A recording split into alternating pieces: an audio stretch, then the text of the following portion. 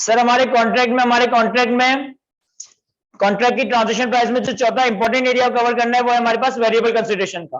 Variable consideration नाम से ही समझ आता है, कंसिडरेशन या ट्रांजेक्शन प्राइस का वो कंपोनेंट जो कि फिक्स ना हो। ट्रांजैक्शन प्राइस या कंसिडरेशन का वो कंपोनेंट जो कि फिक्स ना हो, वेरिएबल हो, डिपेंडेंट हो, कंटीजेंट हो किसी फ्यूचर इवेंट पे, तो इस तरह का पोर्शन आपके लिए वेरिएबल कंसिडरेशन कहलाया जाएगा। फॉर एग्जांपल डिफरेंट तरह की वेरिएबल कंसिडरेशन हम अपनी प्रैक्टिकल लाइफ में देख रहे होते हैं। अगर फॉर एग्जांपल के आप लोग जो मेरे साथ FR2 कवर कर रहे हैं, हमने तो यहाँ पे फिक्स फी रखी है 15,000 रुपए की, 18,000 रुपए की, लेकिन अगर इसी फी को हम आपके रिजल्ट से लिंक कर दें कि फॉर एग्जांपल जो स्टूडेंट पास होगा उसके लिए फीस 15,000 रुपए, जो स्टूडेंट फेल होगा उसके लिए फीस 12,000 रुपए, तो अगर इस तरह का कोई एलिमेंट मैं अपनी प्राइसिंग में इंकॉर्पोरेट कर रहा हूं तो ये एलिमेंट आपका वेरिएबल कंसिडरेशन, यानी कंसिडरेशन का वो कंपोनेंट जो कि फिक्स नहीं है, जो कि डिपेंडेंट है, कंटिजेंट है, लिंक्ड है किसी ना किसी फ्यूचर हैपनिंग पे, किसी ना किसी फ्यूचर इवेंट पे, तो इस तरह का कंपोनेंट हमारा वेरिएबल कंसिडरेशन कहलाया जा रहा होगा। अब इसमें प्रैक्टिकली हम कस्टमर को बहुत सारे कूपन्स दे रहे होते हैं, बहुत सारे वाउचर्स दे रहे होते हैं, बहुत सारे फ्यूचर डिस्काउंट्स का वादा कर रहे होते हैं, जिसे कस्टमर चाहे तो अवेल करे, कस्टमर चाहे तो अवेल ना करे, तो ये सारी चीजें जनरली हमारी वेरिएबल कंसिडरेशन के स्कोप में आ रही होती है। अगर हम थोड़ी सी थ्योरी रीड करें, वेरिएबल कंसिडरेशन में लिखा है examples are discounts, rebates, refunds, concession, incentives, performance bonuses, penalties and contingent payments. अगर आपने कॉन्ट्रैक्ट में कोई पेनल्टीज रखी हुई है, अगर आपके कॉन्ट्रैक्ट में कोई परफॉर्मेंस बोनसेस है, पेनल्टीज और परफॉर्मेंस बोनसेस ट्रिगर कब होते हैं? जब एक सर्टेन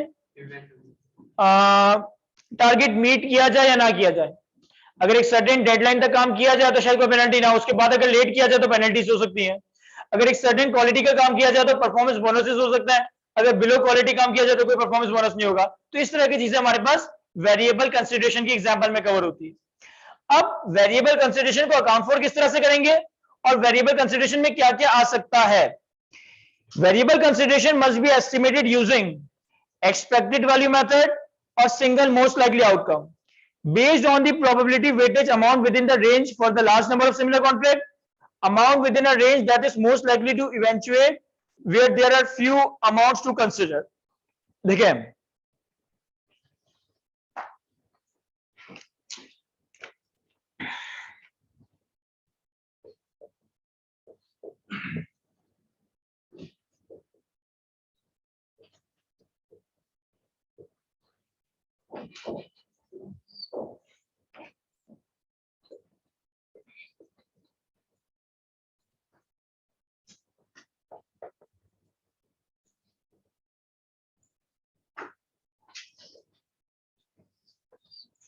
सर वेरिएबल कंसिडरेशन को एस्टिमेट करने के दो तरीके हैं। नंबर वन इज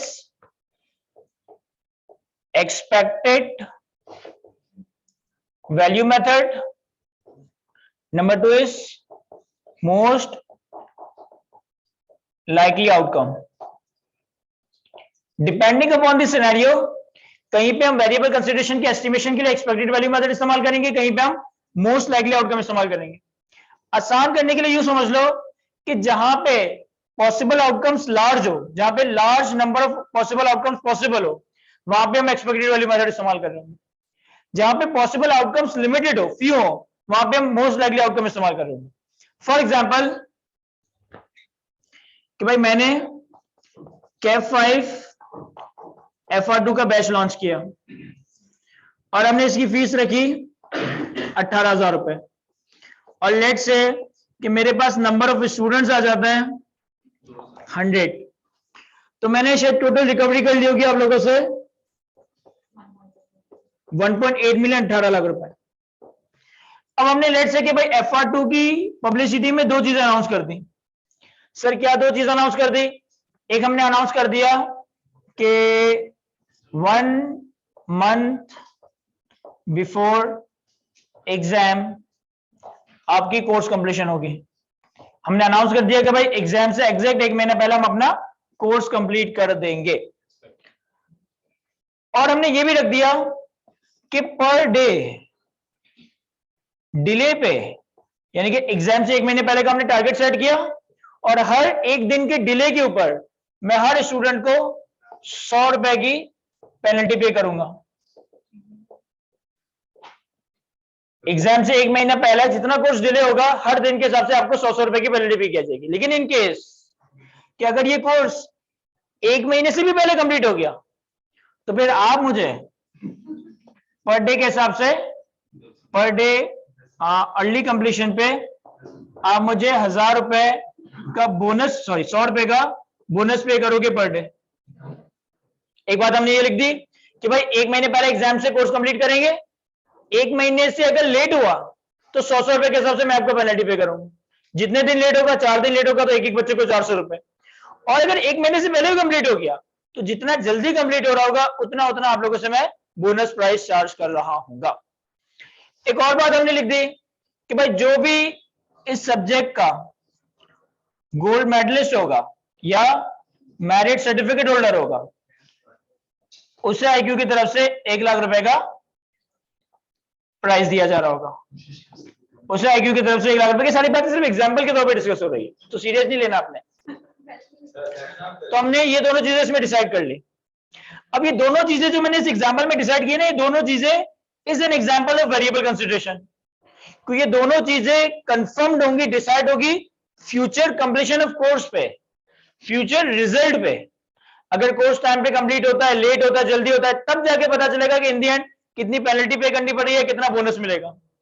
आप लोगों का रिजल्ट आता है तब जाके पता चलेगा कि मुझे 1 लाख रुपए का अमाउंट देना पड़ेगा या नहीं देना पड़ेगा। तो दोनों चीजें वेरिएबल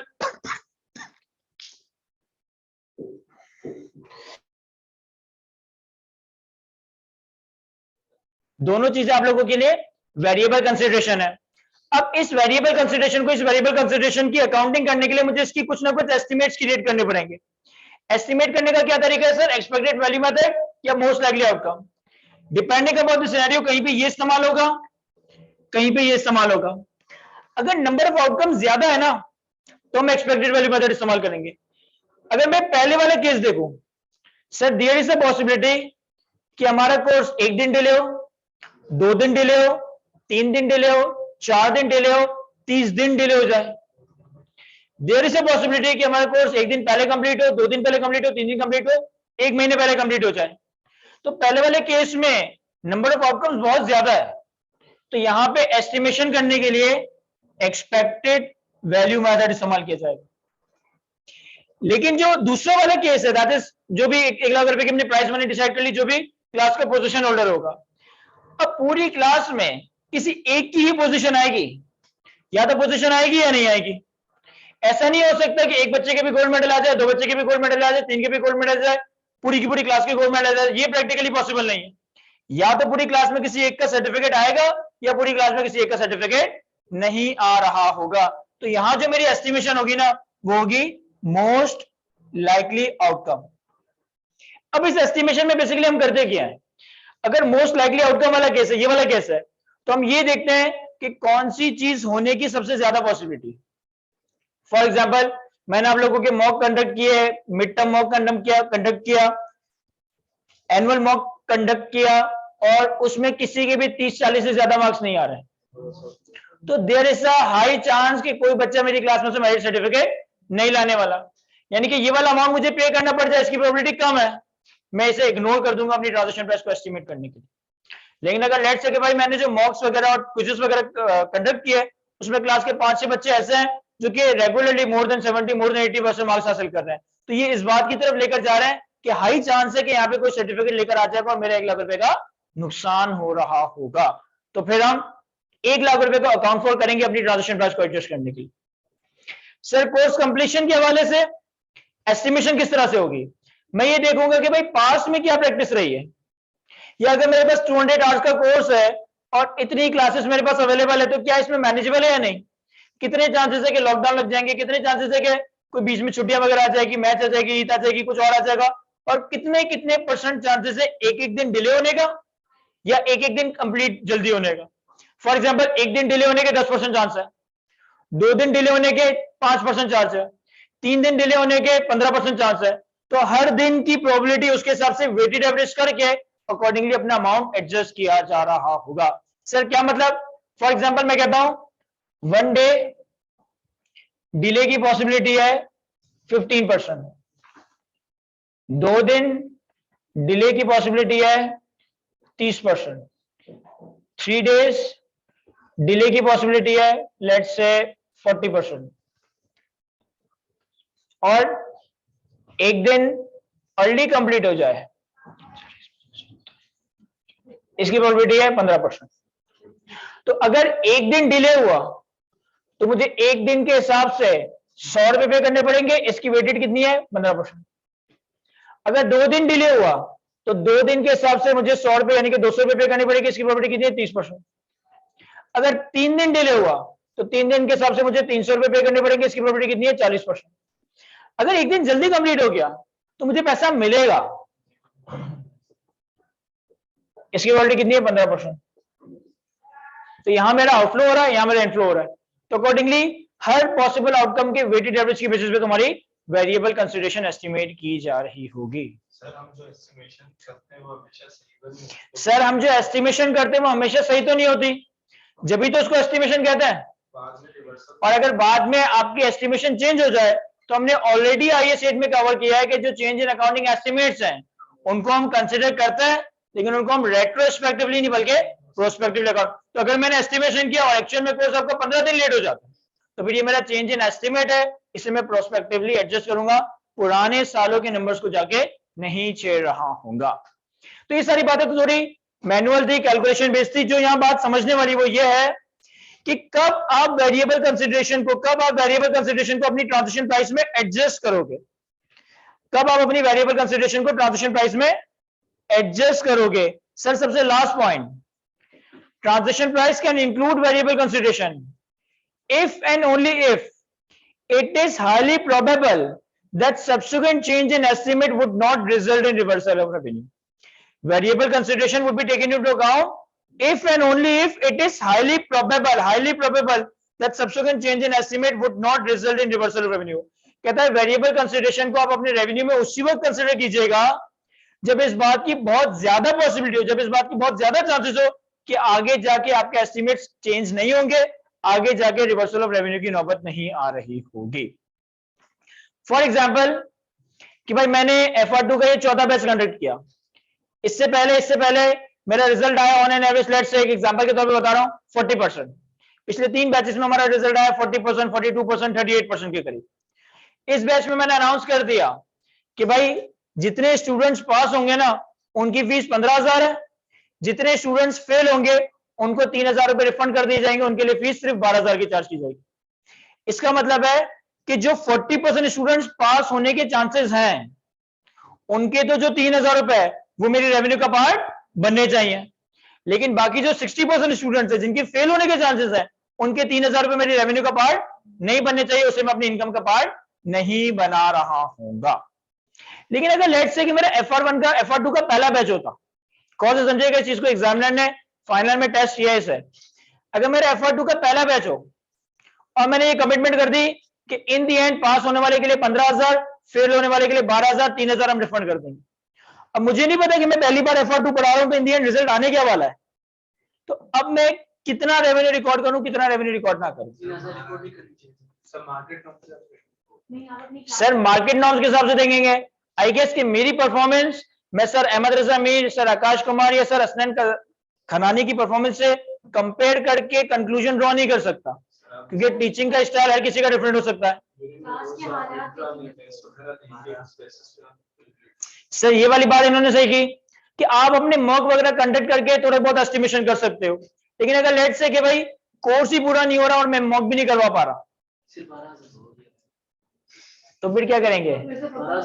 यानी मेरे पास कोई इस तरह की हिंट नहीं आ रही कि मैं जिसकी बेसिस पे कुछ ना कुछ एस्टिमेट क्रिएट कर सकूं, तो फिर मैं अपने 100% बच्चों के अगेंस्ट वो 3,000 का रेवेन्यू रिकॉर्ड नहीं करूंगा। मेरे जितने टोटल नंबर ऑफ स्टूडेंट्स है ना उनका रेवेन्यू सिर्फ 12,000 तक की हद तक रिकॉर्ड करूंगा, क्योंकि यहाँ पे क्या रहा है कि आप वेरिएबल कंसिडरेशन को रेवेन्यू का पार्ट सिर्फ उस वक्त बनाएंगे जब ये हाईली प्रोबेबल हो कि ये रिवर्सल ऑफ रेवेन्यू की नौबत नहीं लाएगा। अगर हाईली प्रोबेबल नहीं है, आपको नहीं पता आगे जाके क्या हो रहा है, फिर इस केस में हम अपना वेरिएबल कंसिडरेशन को रेवेन्यू के तौर पर रिकॉर्ड नहीं। आईकेएफ ने ये फाइनल में पूछा था तो इस तरीके से FR2 की एग्जांपल नहीं दी थी। उन्होंने कहा कि भाई कंपनी ने एक नया प्रोडक्ट मार्केट में लॉन्च किया और नए प्रोडक्ट में कंपनी ने 15 दिन की मनी बैक गारंटी कर दी कि भाई प्रोडक्ट लेके जाओ, पैसा देके जाओ, और अगर प्रोडक्ट समझना है तो 15 दिन में वापस कर दो। नया प्रोडक्ट है ना, इस तरह का कोई मार्केट में कंपीटिंग प्रोडक्ट है, कंपनी का भी पहले ही एक्सपीरियंस, तो कंपनी को पता नहीं है कि रिस्पॉन्स क्या आएगा। तो इसका जवाब ये देना था कि चूंकि अगले 15 दिन तक मुझे पता नहीं है कि कितनी सेल्स रिटर्न होंगी, तो मैं पूरी की पूरी प्रोडक्ट के अगेंस्ट डेफर्ड रेवेन्यू रिकॉर्ड करूंगा, कोई भी अमाउंट रियलाइज या पीएनएल में इनकम के तौर पर रिकॉग्नाइज नहीं करूंगा। क्यों? क्योंकि it is not highly probable that subsequent change in estimates would not result in revenue. तो पूरा का पूरा अमाउंट हमारा डेफर्ड रेवेन्यू के तौर पे पार्क होगा, हम कुछ भी अमाउंट एज इनकम रिकॉर्ड नहीं कर रहे होंगे, मतलब लायबिलिटी रिकॉर्ड करेंगे, डेफर्ड रेवेन्यू रिकॉर्ड करेंगे। क्या ये समझ आता है? मैं इस स्लाइड को एक दफा अच्छे से रीड करें तो फिर इसके कुछ प्रैक्टिस क्वेश्चंस देखते हैं।